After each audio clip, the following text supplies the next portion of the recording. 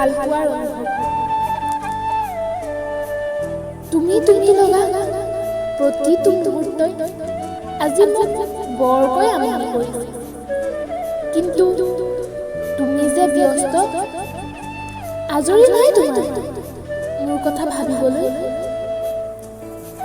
মই জানো তোমাৰ অলেখ সপোন আৰু সেই সপোনবোৰৰ প্ৰান্তত মই আছো। জানিও সকলো তোমাক সময় বিচাৰি অশান্তি কৰিছো।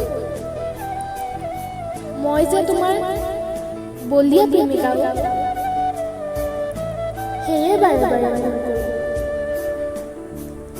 তোমাৰ বাবে মই যিয়ে নহয়, মোৰ বাবেতো মোৰ সুখৰ ঠিকনা তুমি, মোৰ হাঁহিৰ কাৰণ তুমি, মোৰ জীৱন নাটৰ মূল নায়িকাজনীয়েতো তুমি।